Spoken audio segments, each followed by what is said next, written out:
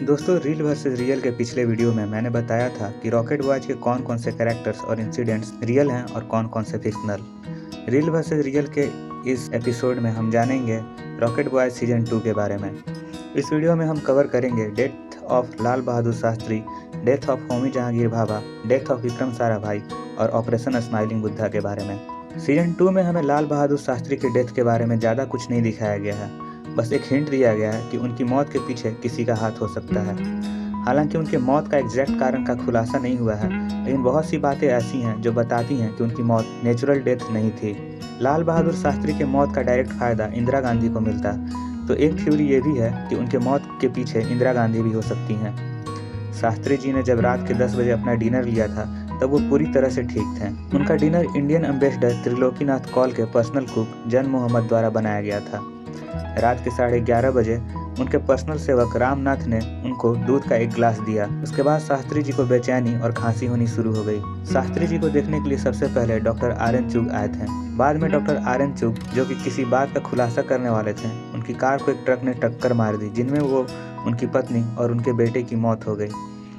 शास्त्री जी के पर्सनल सेवक रामनाथ को भी एक ट्रक ने टक्कर मार दी जब वो बाईसाइकिल से कहीं जा रहे थे। इस एक्सीडेंट में उनकी मौत तो नहीं हुई, लेकिन उनके दोनों पैर कट गए और उनकी मेमोरी लॉस हो गई।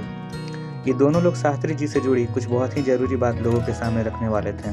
शास्त्री जी के बॉडी का पोस्टमार्टम भी नहीं हुआ, जबकि उनके परिवार ने इसके लिए रिक्वेस्ट भी किया था। ये बात बहुत ही अजीब है कि भारत के प्रधानमंत्री विदेशी जमीन पर मिस्टीरियस हालात में मृत पाए जाते हैं और भारतीय सरकार इन्वेस्टिगेशन के लिए वारंट भी जारी नहीं करती। इसके अलावा शास्त्री जी की बॉडी भी नीली पड़ी हुई थी। शास्त्री जी के मौत से जुड़ी ऐसी और भी कई सारे सवाल हैं जिनका जवाब किसी के पास नहीं है, और ये बातें सीरीज में भी खुल के नहीं दिखाई गई हैं। अगर तलवार की नोक पर या एटम बॉम्ब के डर से कोई हमारे देश को झुकाना चाहे, दबाना चाहे, ये देश हमारा दबने वाला नहीं। तो एक सरकार के नाते हमारा क्या जवाब हो सकता है सिवाय इसके कि हम हथियारों का जवाब हथियारों से दें। होमी जे भाभा के मौत को लेकर बहुत सी कहानियां हैं। कुछ लोगों का कहना है कि उनकी मौत पायलट के मिसकम्युनिकेशन की वजह से हुई। बहुतों का कहना है कि उनका प्लेन किसी और प्लेन से क्रैश कर गया था। हालांकि सीरीज होमी भाभा के मौत के पीछे CIA का हाथ बताती है, जो कि बहुत हद तक सही भी है। ग्रेगरी डगलस, जो कि एक जर्नलिस्ट थे, उन्होंने CIA के एजेंट क्राउली का एक इंटरव्यू टेप किया था, जिसे बाद में उन्होंने एक book conversations with the crow में पब्लिश भी किया था। क्राउली की बातों से साफ साफ ये पता चलता है कि लाल बहादुर शास्त्री और होमी भाभा के मौत के पीछे CIA का ही हाथ था। रॉबर्ट क्राउली के शब्दों में उस बुक में ये लिखा था, that one was dangerous, believe me, he had an unfortunate accident, he was flying to Vienna to stir up more trouble when his Boeing 707 had a bomb go off in the cargo hold and they all fell on a high mountain in the Alps. No real evidence left and the world became much safer. Crowley की एक और statement in बातों को और भी ठोस बनाती है। At the time, it was our best shot and we nailed Shastri as well. Another cow-loving raghead. Gregory, you say you don't know about these people. Believe me, they were close to getting a bomb. And so what if they nuked their deadly Paki enemies? आज तक होमी भाभा के मौत का कारण plane crash ही माना जाता था, लेकिन अगर इन थ्योरीज की माने तो मात्र एक व्यक्ति को मारने के लिए CIA ने प्लेन में बैठे 100 से भी ज़्यादा मासूमों की जानें ले ली। 30 दिसंबर 1971 को विक्रम साराभाई की मौत हो गई। हैरानी की बात यह है कि एक दिन पहले तक सब कुछ बिल्कुल ही ठीक था। उन्होंने साइंटिस्ट के साथ मीटिंग भी की थी और बहुत से कई इंपॉर्टेंट डिस्कशंस भी किए थे। उनमें ऐसी कोई लक्षण नहीं दिख रही थी जिससे ये लगे कि उनकी तबीयत खराब है, लेकिन अगली सुबह वो अपने होटल रूम में मृत पाए गए। जासूसी के गलत मामले में फंसाए गए पूर्व अंतरिक्ष वैज्ञानिक नंबी नारायण की माने तो साराभाई इंटरनेशनल साजिश के शिकार हुए। नंबी नारायण ने साराभाई के साथ मिलकर उनके जूनियर के तौर पर इसरो में काम किया है और उनके काफ़ी करीब रहे हैं। उन्होंने अपनी आत्मकथा में लिखा है, उनकी मौत से कई सवाल उठे हैं। अगर उनकी मौत साजिश थी तो ये पूरी संभावना है कि उसके पीछे अंतर्राष्ट्रीय शक्तियों का हाथ हो, नहीं तो उनके जैसे वैज्ञानिक का इस तरह से निधन कैसे हो सकता है। नंबी नारायण ने अपनी आत्मकथा में एक पूरा चैप्टर साराभाई के निधन को समर्पित किया है। उन्होंने इसमें उनके निधन पर कई सवाल खड़े किए हैं। उनका कहना है कि साराभाई अपने सेहत का बहुत ध्यान रखते थे। नाम्बी कहते हैं कि एक आदमी जिसने जिंदगी में कभी सिगरेट छुआ तक नहीं। हालांकि सीरीज में हमें कई बार साराभाई को स्मोकिंग करते हुए दिखाया गया है। फिर उनकी ऐसी मौत कैसे हो गई, यह जानते हुए भी कि मृतक एक महान वैज्ञानिक थे, उनका अंतिम संस्कार उनकी ऑटोप्सी कराए बगैर क्यों किया गया। उन्होंने कहा कि साराभाई के निधन को प्रसिद्ध भौतिक शास्त्री होमी जहांगीर भाभा की मौत से जोड़कर देखा जाना चाहिए, जिनका 1966 में एक विमान दुर्घटना में निधन हो गया।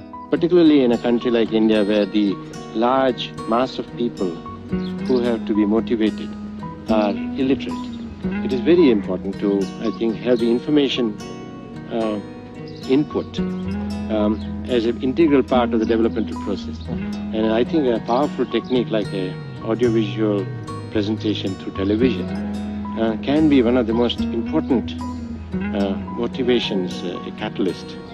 सीरीज में हमने देखा कि कैसे यूएस के नज़र रखने के बावजूद इंडिया न्यूक्लियर एक्सप्लोजन टेस्ट करने में सफल हो गया। रियलिटी ज़्यादा नहीं थोड़ी सी अलग है। उन दिनों अमेरिका इंडिया पे ज़्यादा नज़र नहीं रखे हुए था क्योंकि वो चाइना और वियतनाम में ज़्यादा बिजी था। रिकॉर्ड्स के अकॉर्डिंग यूएस की तरफ से ये स्टेटमेंट आया था कि India's peaceful nuclear explosion on 18 May 1974 caught the US by surprise, in part because the intelligence community had not been looking for signs that a test was in the works. इस operation को secret रखने के लिए scientist, engineer समेत बाकी लोगों को मिलाकर केवल 75 लोगों की ही टीम बनाई गई थी। ये बॉम्ब अमेरिका के न्यूक्लियर बॉम्ब फैटमैन से काफ़ी सिमिलर था, जिसे जापान के नागासाकी पर गिराया गया था। बम 1.25 मीटर डायमीटर का था और वजन में 1400 किलो था। इस सक्सेसफुल टेस्ट के बाद इंडिया को इंटरनेशनली काफ़ी अपोजिशन झेलना पड़ा। इस प्रोजेक्ट का नाम द स्माइलिंग बुद्धा इसलिए रखा गया था क्योंकि उस दिन बुद्ध पूर्णिमा थी। और इसके बाद फिर से उसी जगह पर 1998 में इंडिया ने फिर से वही कहानी दोहराई और अपने सेकंड न्यूक्लियर बॉम्ब को सक्सेसफुल टेस्ट किया। में आज से नहीं लेकिन सदियों से अनेक धर्म के लोग रहते रहे हैं और जितना अमन भारत में रहा है शायद ही किसी मुल्क में। तो गाइस, आप भी अपनी कोई जानकारी हमें कमेंट्स में ज़रूर बताएं। आज की वीडियो में बस इतना ही। मिलेंगे आपसे ऐसे किसी नए वीडियो में। तब तक के लिए like, share and take care. आपसे कहूँगा कि 2 नारे आज लगें। 2 नारा अगर आप लगाएं तो वही असली नारा है आज देश की ज़रूरत के मुताबिक।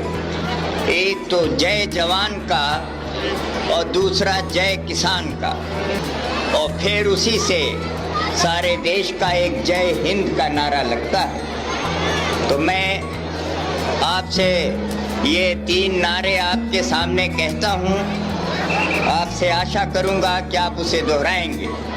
एक तो जय जवान, जय किसान, जय हिंद।